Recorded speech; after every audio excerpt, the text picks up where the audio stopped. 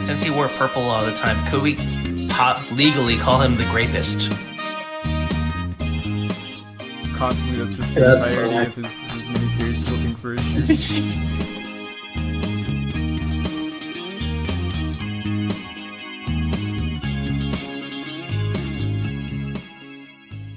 Hello, ladies and gentlemen, children of all ages. Definitely all ages, because as I mentioned before, if you're listening to this podcast, you're definitely a child. It doesn't matter what age you are. Welcome back to the happy 616th Marvel family. And today it's just going to be me and Christopher. Hey, Just hey. probably going to be a shorter episode. But today we are going to be talking about our favorite Marvel comic books that we've read in the past. Probably not going to be, as I mentioned, too long, but hopefully you'll find something interesting to read, because I figured when I selected this option, or when I offered this option, to probably give people the chance to branch out and read more comic books rather than just telling more stories of like the movies that are presented that anybody can watch because it's mainstream. So we're gonna have just a flip of the coin here, and I actually have my wheel set up Oh, wow, for the already? first time, and It's a miracle. it's a miracle indeed. And first person who's gonna go off today is, congratulations, it's Christopher. Oh no, that's me. Oh. The Alright. pressure's on, my friend. Oh, no. You're all Marvel today. Oh no. Disney's counting on you to make them look good. Oh yeah, it's got to get those comic book sales up. Yeah. Remember, kids, stop stealing comic books. Disney and Warner Brothers say, even though they're buying Spawn. Aren't they just stealing that too? Yeah, I guess so. But like, Oh. they're stealing it by giving donations of money. I don't know what that process is called. But apparently they're stealing it. It's bad. It's terrible. It's pretty unique. Yeah, it's a dreadful situation. We gotta inform the people about this. Exactly. It's a very unique transaction. Yes. Oh man. Oh yes. I gotta say, I was very excited for this topic because there's so many comics out there, and it's so much fun to read comics. You know, there's definitely more comics than there are movies and stuff, so it's kind of hard to catch like every single comic book ever.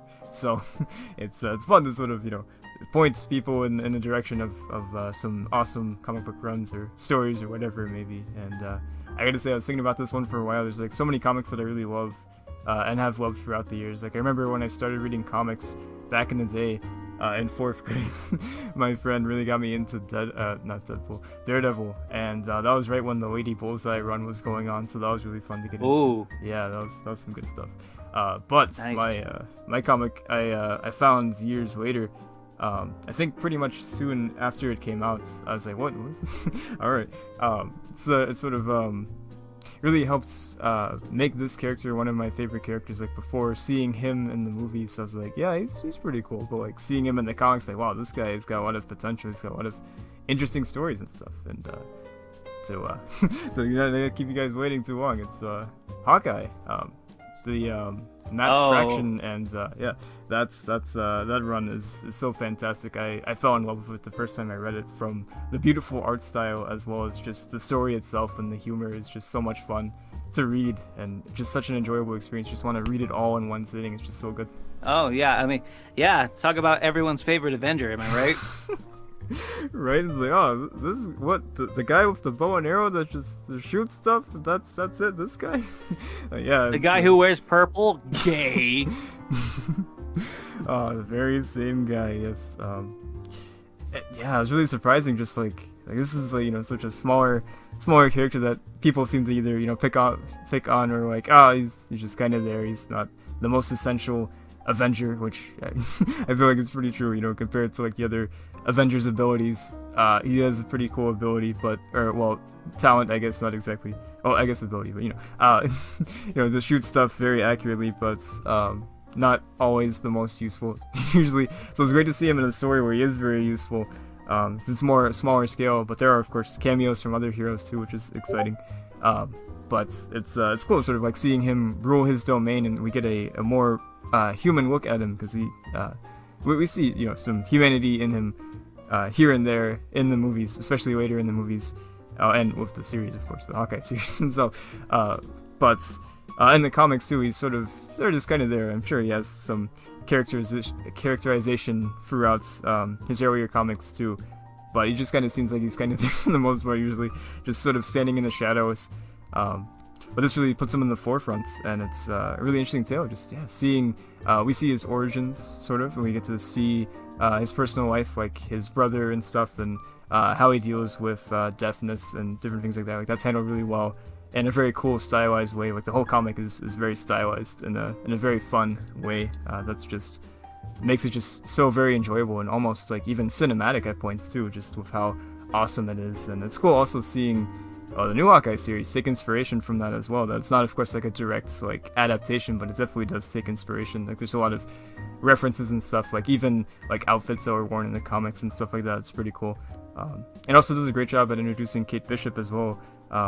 This isn't her first time that she's been in a comic. I think she was in the Young Avengers before this. I want to say in like 2007 maybe, but yeah, around that time I think.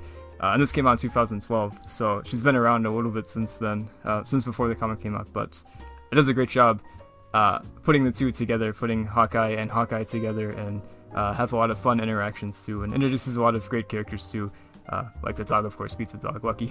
It's fun.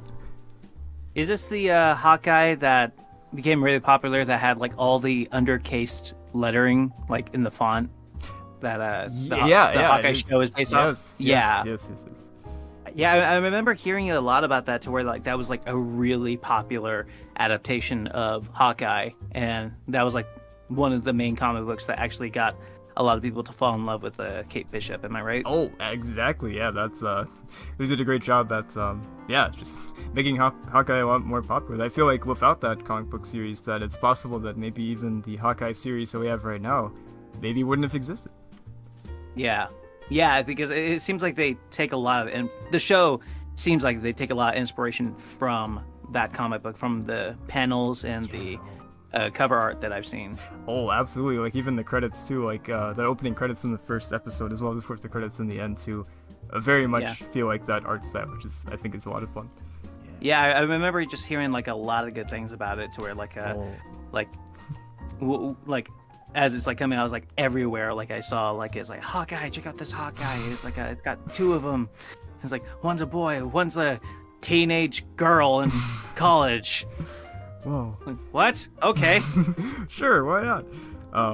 Yeah, I feel like it had like a fairly big splash into comics too, because I remember like after the fact seeing other comics that had the same, or always a similar art style too. I'm not sure if it was the same artist, I don't really remember, but I remember there's a Black Widow comic that came out a few years later. I don't remember exactly when it came out, but I think it was after Hawkeye ended, so probably like maybe around 2016, or maybe even later than that, I don't know. But that was really good too, and it had a definitely very similar feel to it in terms of the art style and the way it was constructed too, felt like Hawkeye. So I feel like that definitely is a comic that had a fairly big impact, and it's cool to see that impact continue as well. And I gotta agree too with other people as well, that it really made me love and appreciate the characters of Kate Bishop and Clint Barton too. Because before I was just like, yeah, they're pretty cool, but now they're like some of my favorite characters just because of that one comic book. So it's a fun time. Wow. Well, tell us more about it. What happens in it? And if you haven't read it, whoever's listening to this, I mean, it's been out for how many years? Since what, like 6 years, I think, or 7 years now. Yeah, 6 or 7 years. You had time to read it. I haven't read it, but I'm going to go in full spoilers. So tell us more about the story. Why has it touched you on an emotional level? How did it do that? Or why did it do that? Tell us about Hawkeye. Yes. I won't go too much into detail, because I'll be honest, I haven't read it in years, but I still just like feel the impact of it after reading it just only once. But it's also the story of a more personal story for Clint Barton, as he's sort of just trying to keep the streets clean, sort of standard superhero stuff, go up against the mob like we see in Hawkeye as well in the series. And also he's like the owner of like an apartment complex, so he has to manage the apartment complex too. He sort of has to balance his life as all these crazy things happen to him with the mob, and hired killers and stuff are after him, and he's trying to protect people and take care of Lucky too, and also help sort of train Kate as well, sort of keep her on the right track and stuff like that.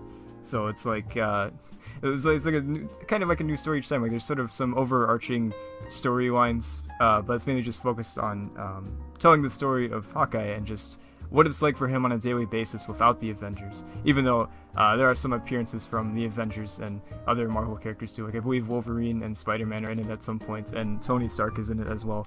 But I'm not sure if Iron Man is in it. It might just be Tony.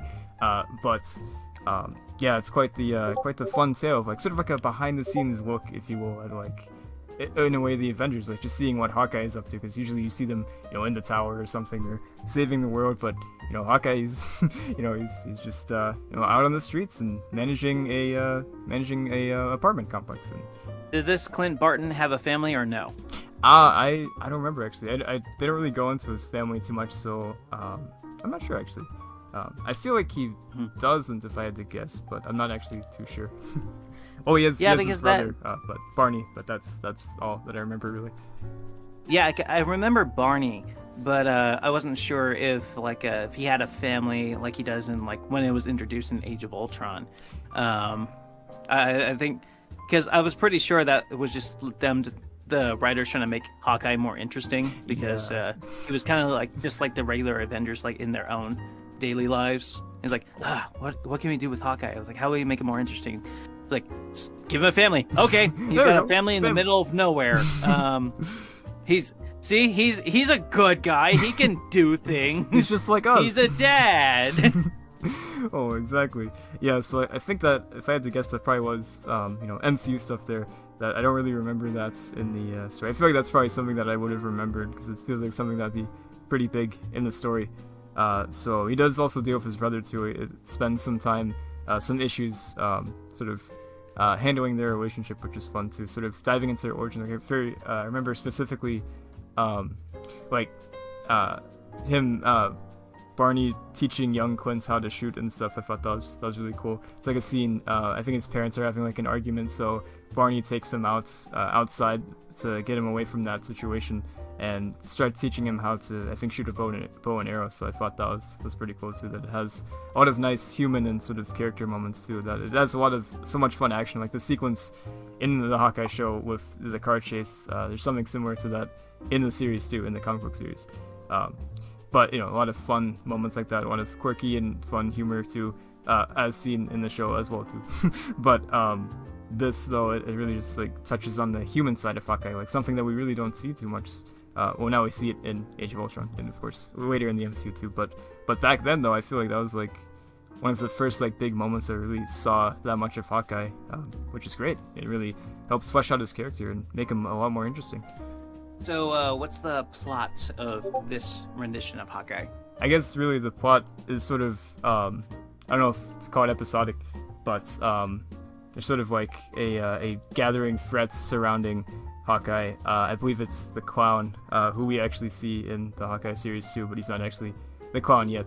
Kazi is the Clown, but sort of this building up threat that he's he faces off against some bigger superheroes or super villains, sort of on the trail of this mystery, and he finds tapes and stuff, and I don't really remember what the villain is trying to do exactly, but I think it has to do with something with his past. But then there's just sort of more smaller episodic things of Hawkeye just fixing problems in New York and stuff, sort of a standard superhero thing of looking after the common man and helping out the neighborhood. Oh, okay. And that's how he runs into Kate Bishop. Is she doing the same thing that he's doing, or is she kind of like in the TV show, to where she gets herself in trouble and he's like, all right, kid, come here. I'll help you out. I'll be your mentor, I guess. Yeah. Oh, exactly. Yeah. Wrong. You're doing this all wrong. No, that's not how you do that. That's not even how you hold a bow. You're holding it backwards. Yeah, exactly. Oh, yes. But yeah, it's just such a great story. It really has a lot of cool moments. Like I said, the car chase and stuff is pretty awesome. And just the way that it handles Clint, I think, is really perfect. That the writers just do such a great job of just really just humanizing him, because he's just sort of there for a while, for the longest time, just kind of a superhero that was I don't know. He wasn't like the most. He was never really the most like super interesting character. I'm sure he has his moments, but he just comparatively, it's kind of hard to make someone that just has a bow and stuff as interesting as someone that wields a hammer from like freaking mythology and stuff. And like you've got the guy that's super smart that can fly around in an iron suit and whatnot, and the guy that can swing around on the city and climb up walls and stuff. And then you've got the guy that just fires arrows, that has a bunch of trick arrows and stuff that can fight too. He's a good fighter, but so it's really great at that, just providing us more Hawkeye. So what about this rendition of Hawkeye makes Kate Bishop so interesting from your perspective? Oh yes. Like what did they do to like really like make your like stick out? Oh, I've got to say, the combination of the humor and just like the heartfelt moments in the story really help her stand out, as well as just her relationship with Clint Barton too. It's just such a fun dynamic that we also, like I said, see in the show, yeah, it's just just so much fun. Just getting to know her and seeing how they sort of butt heads in the beginning, and how Kate's like, "Oh, I'm the true Hawkeye. You're not Hawkeye anymore. You're just just an old man at this point now." And they sort of like slowly grow to respect each other and learn to work well together, which I think is a fun dynamic. Would you say that she is too similar or very similar to the one that they had on the TV show, or would you say like there's a vast and major difference between this Kate Bishop from the comic book and the TV show? Oh, that's a good question. Yeah, I've got to say that I do definitely think they are fairly different, that there's definitely some differences. Like I feel like the Kate Bishop that we've seen in the show looks up to Hawkeye a little more potentially, and maybe isn't quite as arrogant perhaps in the beginning. So I feel like they sort of changed that dynamic a little bit, sort of making Kate look up to him as her hero and stuff like that. But I still feel like that stuff is still in the comic book too. But they're definitely different, but they don't stray too far away from that sort of source material too, that it's still both ring true as Kate Bishop, and both work quite well in their situations and their stories. And is there like anything else that like that particularly stuck out to you about this story, like any like the messages or like the moral of the story that like really sticks out to you as to like why readers should be invested into this particular story of Hawkeye? That's a good question. I've got to say that there are smaller scale comics out there which are great. There's probably a fair few examples of smaller scale comics out there from Marvel alone, but this really feels like just like it has its scale, it has its scope, but it also has like a sort of a more small time hero feel to it too, that I thought was really refreshing to see. Like we see all these massive arcs of like Civil War and Civil War 2 and stuff like that, and all these big things that happen in the Marvel universe. So it's really great just to have a moment to spend with a character and just be like, oh my goodness, that's Spider-Man there, or something like that. Just sort of like the fun little cameos that spice things up even more. But I gotta say, it's this thing that really drew me to it, that it was just it's fairly self-contained, so you don't have to have like too much knowledge of comics. Like, oh, you didn't read Avengers 124 or something? What are you doing? It's all fairly self-contained. That I'm sure there are references to other comics in it too that I don't remember on top of my head.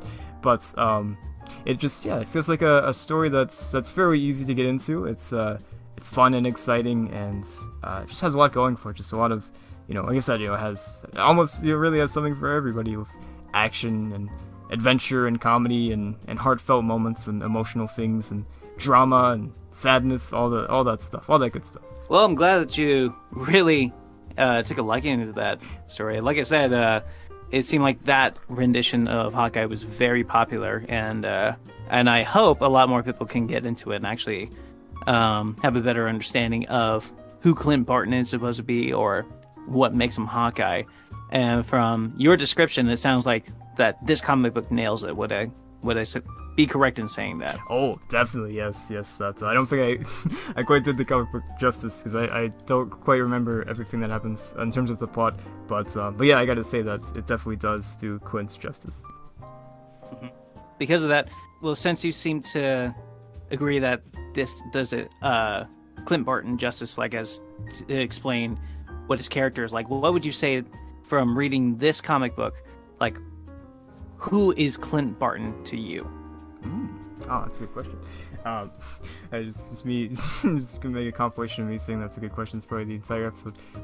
But like a counter for how many times you say that. Yes, it's gotta be at least 4 now, I'd say. It's a good question. How many times have I said it? Okay. Anyways, so I gotta say that to me, Clint Barton is as a basic one word, the basic word, a hero. Just looking out for the greater good, and very much a hard worker, working around dealing with deafness and stuff, like still being able to function really well as a superhero without his sense of hearing. And of course, he's a great investigator too. He's able to run an investigation quite well with his shield training and stuff like that. And he's just a kind, good-hearted person. There's a lot of moments we see him interact with, just the average citizen, and I think that's really great. Just seeing him just care about the common person, really just shows how heroic he is. That even though he doesn't have a lot of like super big moments throughout his run in terms of like being the one to stop Thanos or something, things like that. He stops Galactus with one arrow, stuff like that. He is still quite a great hero, and very much proves himself as a worthy member of the Avengers too. So you're saying that he's like a really good detective and an overall good Avenger and superhero. Exactly, yeah. That's some people might wonder why he's on the team. He's just sort of a guy that can shoot really well, but I feel like this comic does a great job at proving that Clint is more than just a bow and arrow. That he's a mind too. He's very clever, and he's a heart as well. That he cares a lot about people. Would you say that he's like on par, like with his detective skills, like say like Batman? Oh, or no, like no, probably not Batman level, but he definitely shows throughout this run in particular that he's pretty darn good at making a case and solving it. Well, that's fantastic. I'm glad that you shared that with me. Hopefully I can find that comic book sometime along the road. Who wrote it again, and what was the title of it? Yeah, it's just called Hawkeye. There's like I think there's 6 volumes or something. I know the first one is called My Life as a Weapon, but there's a few different volumes. It ran from 2012 to 2015. I think like 20 something issues, like 23 maybe. So it was somewhat of a short run, but yeah, good stuff. Well, it's a good thing he got a good run in it. Yeah. Sounds absolutely. like a lot of people like that story. Yeah. It was great to see it continue for quite a while. I was sad when it ended, but I was happy that it happened. And it sort of got continued here and there too. Like there's like a Kate Bishop sort of follow-up series and stuff with Clint in it too. But yeah, it was such a great run though. Very, very impactful, and probably a landmark for Hawkeye and just what people see him as nowadays. Yeah. Well, awesome. I'm glad that you shared that. Like I said, I hope I can find it sometime on my own. I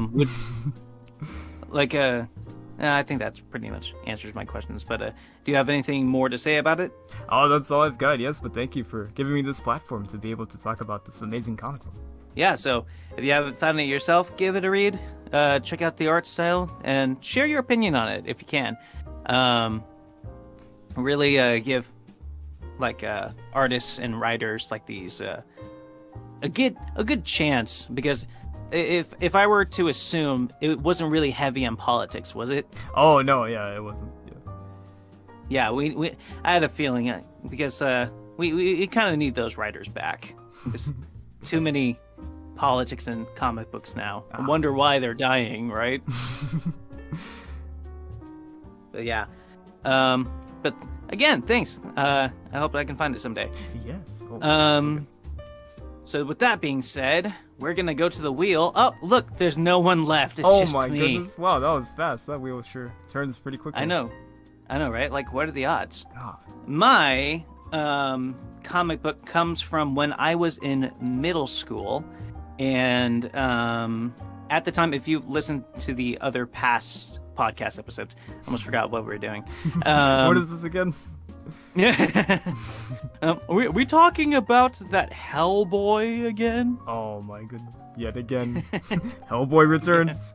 So if you listen to past episodes. I've definitely said it in one of them, but there were 3 Marvel characters that I was growing up with because they only had like the books for these characters. But it was Hulk, Spider-Girl, and the Runaways. Hulk and Spider-Girl were the ones that really caught my attention because, of course, Spider-Man and Hulk. I didn't really read too much of the Runaways, but something that really caught my eye, besides the Hulk, because I kid you not, there was like a Hulk encyclopedia of like what happened like ever since he was like created to like now, or then now. And so that was a good read. But this one in particular, I forgot the title of it, but it's a Spider-Girl comic book. I'll see if I can find the title here somewhere. But this one in particular is oh, by the way, should probably give you a laydown on who Spider-Girl is. This is an alternative adaptation of Spider-Man. Spider-Man is in it, and he is the father of Spider-Girl. Now, Spider-Man is like, I want to say like in his 40s or like maybe 50s. He's missing a leg, and he is married to Mary Jane.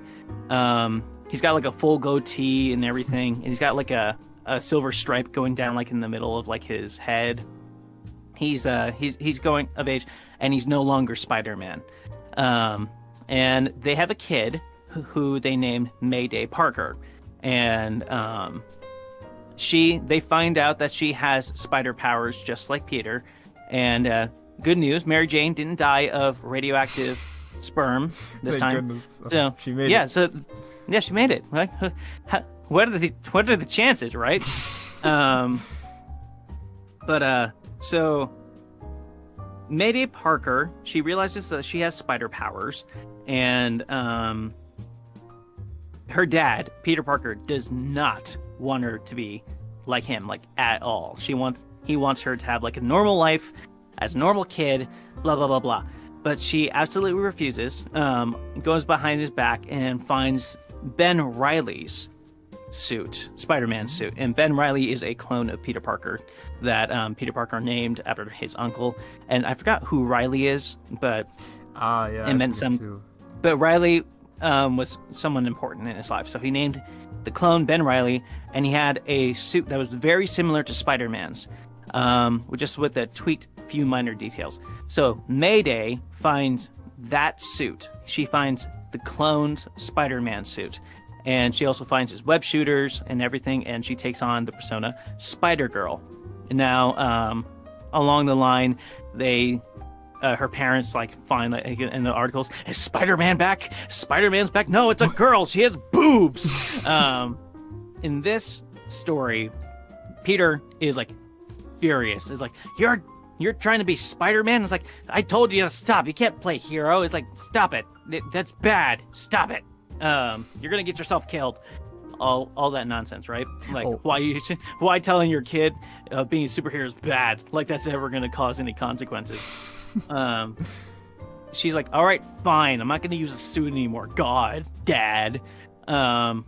This is okay. So take this with a grain of salt. But I'm trying to remember this when I was from middle school, so I haven't read it since then. But what happens is there's a prologue in the story before Peter's yelling at his daughter that the Venom suit is being contained, I think, at the Life Foundation again. It's definitely being contained somewhere, but it gets loose. And now it's in the city and it's looking for Peter Parker. So it's out and about. Peter tells May, stop being Spider-Girl. You're done. No more. And as he's walking, he gets attacked by Venom, and it turns out that the Venom suit, the alien, has possessed his body, and he's taken on the persona of being Venom again, except this time when May finds Venom taking over Peter Parker, and she's in full costume, by the way, because she noticed that his prosthetic leg was missing. She found the leg, and it's he's in danger. I gotta go find him. And Mary Jane's like, no, don't. He's like, no, Mom, I gotta go save him. Puts on the suit. I'm Spider-Girl, Mom. Yeah. You gotta let me be Spider-Girl, Mom. God. Yeah, so she swings out of the house. She finds Venom, and he's in full control. He's not letting Peter Parker do anything, and he's muscular, and the suit kind of looks like the version from Spider-Man 3, but all the parts of the spider suit that are supposed to be red are gray or like silver, and all the blue parts are supposed to be black. So this is Venom's rendition of him wanting to be Spider-Man, sort of. It's like a mix between Spider-Man and Venom. Not like when he used to bond with Peter Parker and they were just Spider-Man. It's like taking Eddie Brock's look as Venom and then mixing it with the Spider-Man suit from Spider-Man 3. And Venom's goal is that he's going to be the new Spider-Man, that he's going to like pick up where they left off, and he's going to be a hero and he's going to save everybody, but his morals are kind of twisted. I'll get to that in a minute. So they fight, and then May finds out like she's like not strong enough or something. She needs to like learn more about Venom. And so now going under the persona Spider Venom, he's like, call us Spider Venom. Sweet. He's going out, and it's pretty funny. Like he goes out and he's like punishing people doing bad stuff, but it's like minor misdemeanors. Like there's a guy, he picks up a guy and he's like holding him over a building. He's holding him by his leg. And he's like, you're not gonna litter while Spider Venom is watching you. So he's threatening to kill him because the guy was like littering like a bit of trash. Man, it's extreme environmentalist Venom right there. Exactly. He's like, you're not littering while you're on Spider Venom's watch. So he's taken the law into his own hands, but he doesn't. The alien doesn't seem to really understand like what's really crossing the line and what's not. Everything is extreme crime. Yeah, it's kind of like Catholicism. Like you gotta like watch out like what you're doing, because you may not know if you're gonna be doing something bad. Whatever you do, if you step on an ant, that's bad. It's very bad. That's a holy ant. Were you not paying attention? That was the ant pope, man. It's a holy ant. Like every time you try to step on it, you trip. No. Oh man, protect. But anyway, so I don't remember how she beats him, but of course, so I think this is how it goes down. I think she just reaches Peter on the inside, her dad, and like to try to like push his mentality to come out so he can like have full control of the suit, or that to where like she just gets the suit off by like having him like say something in his mind or something like that. But I do remember that she gets the suit off and they return it to the place to where they were containing Venom, and this part's a little iffy. I think this is like the end where she's like Peter Parker's like, what were you thinking? He's like, you put on the suit and you were playing hero again? And he's like, well, if I wasn't playing hero, you would have been dead, Dad. And so from now on, I am going to be Spider-Girl, and there's nothing you can do about it, huh? She didn't say it like that because like I remember them agreeing. Like, okay, maybe she should be Spider-Girl. When you put it like that, yeah, sure, go ahead, be Spider-Girl. Yeah. Wow, what an argument. I can't argue with that. But yeah, that was something I really enjoyed back then because I was fully getting myself into comic books. And like I said, I just got interested into it just because it relates to Spider-Man and there's Venom. That looks cool. Gotta have Venom. Oh yeah, that's such a cool story. I've never actually read it before. I've heard of Mayday before. But, and sort of generally, so certain of those ideas that you're talking about, like Ben Reilly said, I vaguely remember that too, but I've never actually like sat down and read the comics, so I should do that. But man, that's such a great story of sort of a beaten down Spider-Man. We always see Spider-Man, on the ropes, but he just keeps on fighting. We don't usually see him when he's been the hero for so long that he's just tired of it. He just wants to be done, and he doesn't want his family to be affected by it anymore either. So that's quite an interesting tale to tell. That's a very unique Spider-Man story, I gotta say, and Spider-Girl story even at that too. Mm-hmm. Yeah, and I really like, from what I remember, like her take on like why she wants to be Spider-Girl, because I think it's like her wanting to live up to her dad's expectation, not her dad's expectation, but like his legacy, because she recognizes that she has the same powers as he did, and I think she recognizes also his motto of like, great power, there must come great responsibility, and I think that's what really drives her, and like she's getting frustrated that her dad is not letting her do that. But and I haven't read too many Spider-Girls after that to like find out like, does she really learn from it? It's like, does she like learn it's bad to be a hero, or like is there a specific reason as to why like he doesn't want her to go out there? Like, I don't know, like maybe Green Goblin is like looking for any excuse if he's still out there, like to pick on Spider-Man or something, and like probably just use her as leverage to like just try to draw him out again. Yeah, but that's a good point. So I would like to get back into Spider-Girl, if I can, and like find like all the continuations of Spider-Girl. But yeah, I really like this story because, like I said, I was a kid and I just loved anything Spider-Man and Venom, and I absolutely love the suit too. I'm actually surprised that there aren't any cosplays of this interpretation of Venom, because it looks like an awesome suit. I'll see if I can put a photo in here for Christopher, and hopefully maybe he'll like put the picture on the thumbnail. Oh yeah, but sure. I'm trying to find the specific panel where he's like, "You're not gonna litter under Spider Venom's watch." The iconic frame. Oh, man. Yeah, it was so funny when I read it, and it's like, oh my god, this thing is still psychotic. Oh, that's amazing.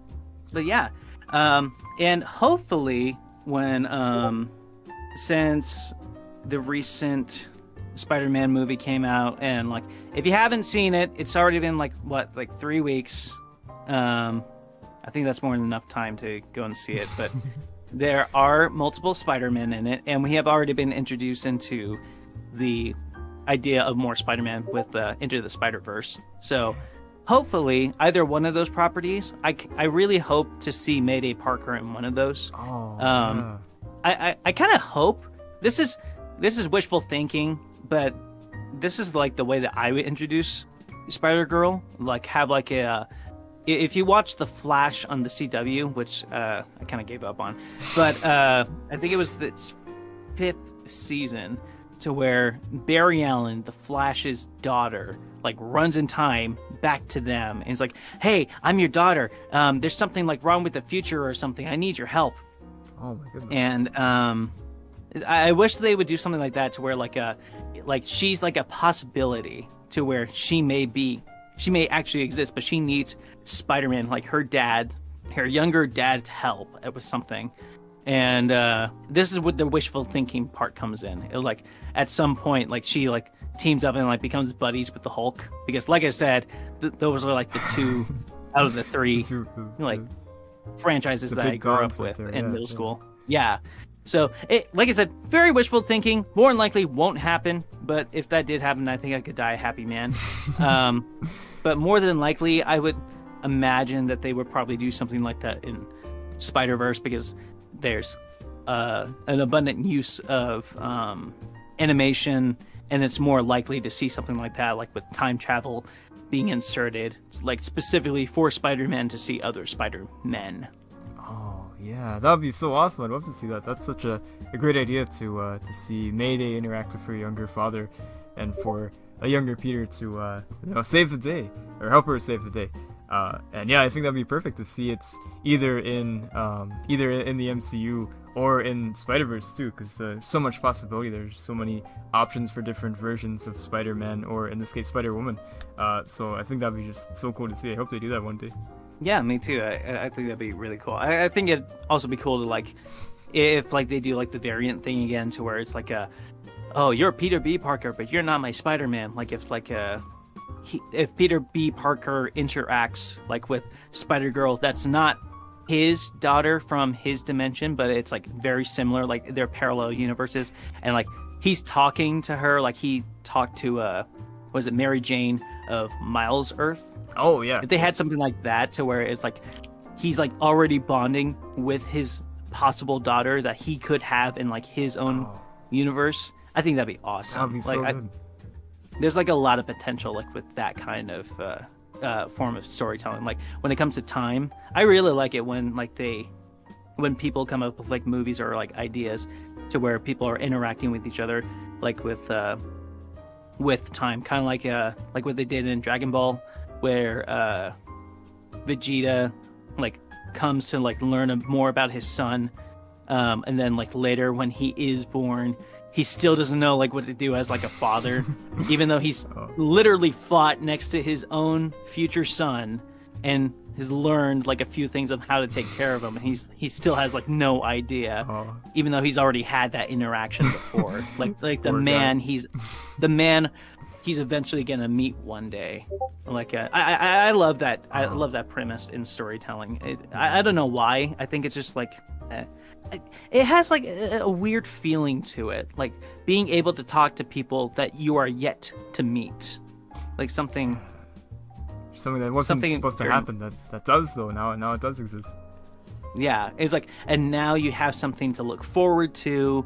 You what else do you do? Like your whole perspective on time has changed, and you're looking forward to like say like it's more like looking forward to people that you are yet to meet, but it's too early. Yeah, it's like the end of, or in Jumanji where wasn't it Alan, and they meet the kids and they're like, we'll see you eventually. That's we're still kids, but yeah, it's sort of that sort of thing. Yeah. And like the kids don't know you, but it's like you already know who they either are or they're going to be. Yeah, it's a really interesting premise. I don't know why that steals my heart so much, but it's just good writing, I suppose. Oh yeah, exactly. Yeah, it's quite impactful. Mm-hmm. There's also like an element of sorrowness to it, where it's like, oh, this person won't meet this other person for a while, but there's still like the sense of hope too, that even though they won't meet them for a while, they still know that they'll meet them one day. Like especially like with Peter and his daughter, like just getting to know Mayday, and then like, oh man, like she's gone and I miss her, but she'll be back though. Yeah, kind of like a melancholic. Yeah, melancholic time travel, I guess. There's another word for it. It's like something to look forward to, like a melancholic plan, or like more like a melancholy of like, see you later, I guess. Yeah. So that's how I hope to see Spider-Girl one day. But yeah, I really wish to see Mayday Parker at some point on the big screen. Yes. Down the future. Because, like I said, I fell in love with this character when I was in middle school. I do hope to read more about her, and I do kind of hope they bring her back in comics when comics stop being so political. Because if they brought her in like right now, I kid you not, like they were trying to do like the strong female thing to where she's gonna like start belittling her dad, and the writer will try to make it seem like she's justified for doing it, even though she's just a kid. Oh, yeah. I feel that. Like, when he's, like, the Spider-Man, and, like, he's the guy you should be listening to, even if he's your dad, and, like, through your trial and error, like, he's gonna be her Uncle Ben. Not to say that he would die, but, like, that's, like, the person to look up to for her. Yeah, the main inspiration, the original. Yeah, so I don't want her being, like, the total badass girl boss that like takes her dad down just because she's a girl. Oh yes. Hopefully, like I said, wishful thinking, but would love to see it. Oh, I'd love to see it too. Yeah, I've never read the comic, but it makes me want to go out there and read it the way that you've described it. It just sounds like such an incredible story. I can just imagine like you as a middle schooler just seeing like, that looks cool, and just falling in love with it, just like realizing it's much more than just cool. It's amazing. Yeah, I think I was also in that stage of like hiding it from my friends, like, oh, you're reading a comic book about a girl. Oh my god. What are you, gay? Yeah. Oh man. No, but yeah, there was like a whole bunch. I think there was like 3 or like 5 Spider-Girl comics that they had until they weren't like the thin ones. They were like the graphic novel Oh yeah, like the volumes. book sizes. Yeah. Yeah, they're like volumes, so they're not too big. There was another one that like stuck in my mind. There was like two of them actually. Like one to where like she fights like with the now Fantastic Four, which I think it's like the Fantastic Five, and like I think like the Thing, like Ben Grimm's. I think he has a helmet. I don't remember all who's in it. I'm pretty sure Reed Richards wasn't there. If I'm wrong, make fun of me. I'm pretty sure Sue Storm wasn't there, but it was like, I'm more than certain it was like the Fantastic Five when she's Spider-Girl, and there's like this guy with like, I think he had like the same powers as Magneto, because I'm pretty sure he was like a magnet-based villain, and he's like this is one thing I like particularly remember where he's like oh well, if life gives you lemons, you throw them at innocent bystanders, and like he throws like a bunch of stuff at like people at the Fantastic Five museum, and like Spider-Girl's like trying to like save like all of them like from like getting hit by debris. And then the other one that I distinctly remember is like there's like a janitor that works at her school who feels like he's been berated, degraded, not taking advantage of. Oh, that would be an entirely different story. Taken for granted. Yeah, yeah. He just all the students are just taking advantage of the poor, helpless janitor. Not the janitor. That would be. That'd be a Joker story in itself. That's when I knew I had to become the Joker. Yeah, or he becomes the Green Goblin for Spider-Girl.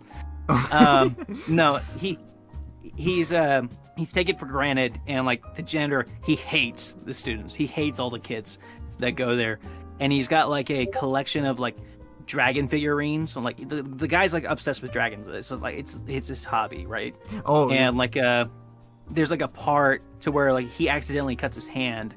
It's like a big gash too, and like his blood gets on like this dragon amulet, and then it shines, and then out of nowhere he becomes a dragon too, and so he's like, ooh, I'm a dragon now, I'm gonna attack all these kids. And so he does, and then Spider-Girl like comes out, and like I think that's supposed to be like her lizard. Okay.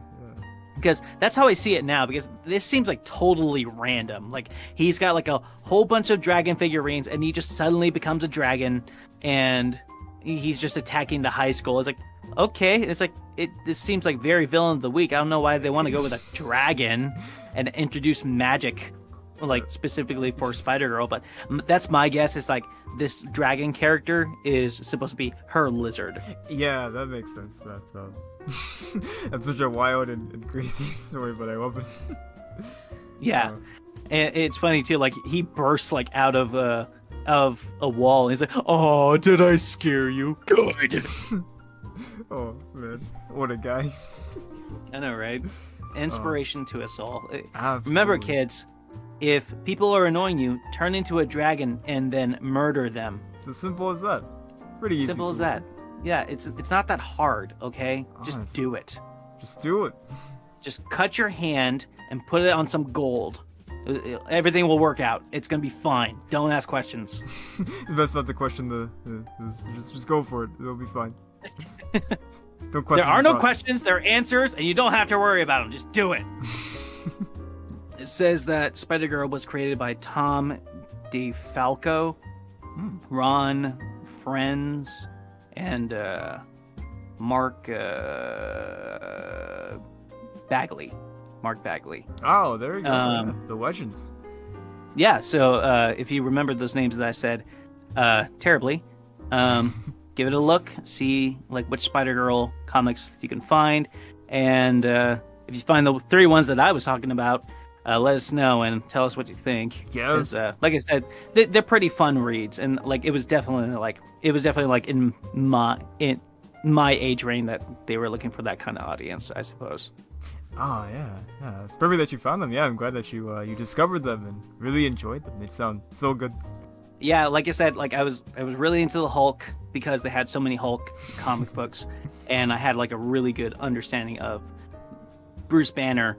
I think I would say that it's fair for me to say that I do have a very good take on Bruce Banner, but the thing is, I don't think people know as much about Spider-Girl as they probably should, because she's a really interesting character on her own, and like her background and like the adventures that she gets herself into, and her pursuit of actually wanting to become a superhero. Definitely a lesser known character, but definitely deserves to be in the lights a lot more than she is.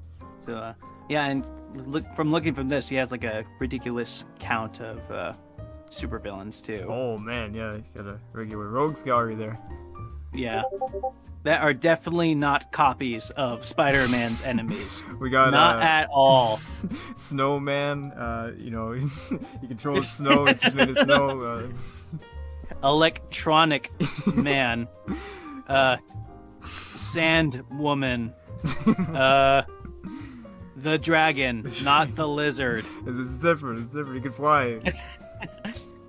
No, actually, he doesn't have wings. So he can't fly. It's not the lizard. He's got fins on his ears, so it's The wizard different. doesn't have that. Yeah, it's different.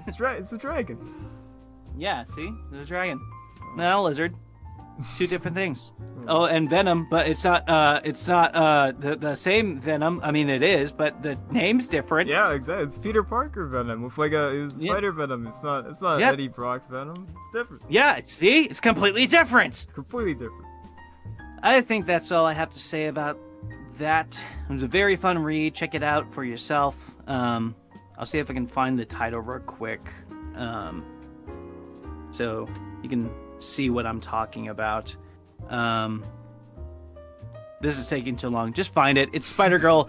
Venom's on the cover, and like she's in his she is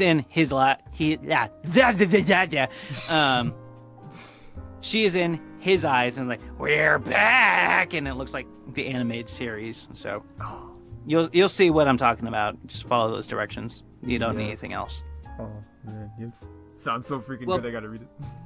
Yeah, I know, right? Besides that, I think that is it for today, unless somebody randomly pops in. Hey guys, I got a story, don't stop! Keep it going. But yeah, definitely check out Hawkeye and Spider-Girl. Tell us all about what you found, for like the two people listening to this. Yes, let us know what you think if you read it. Them, that is, both of them. Yeah. At the same time, But, both at the same time. It'll work. Yeah, out. at the same time, it's like one of those TVs where you have like multiple screens on, and like, of course, you're watching all of them. Of Right, course. of course. Laser focused in every. I know exactly what's going on in all these things. Exactly, yeah. So, thank you for listening to our, what is this? Our 6th or 7th episode? I think it's the 7th, yeah. I think. 7th, okay. And at this time, we are recording on New Year's Day, so if you happen... you're not going to listen to this on New Year's Day, but from the past, Happy New Year. Happy New Year. Hopefully 2022 is just full of Spider-Man and women. Yes. And Hawkeyes. Yes, please. Nothing else. No, that's all we need. Nothing. That's all we need. Yeah, all you need from Marvel. That's all you need. Exactly, yeah. Cancel everything else for Love and Thunder. I don't know. Do we need it? Nope, we don't. We don't need Spider-Man Thor. Love and Thunder. We Doctor Strange in the multiverse, Hawkeye in the multiverse of madness. Oh, I'm getting my ticket. I'm going to pre-order it. I mean, what other movies is going to be coming out? She-Hulk, Spider-Girl, She's Spider. obviously.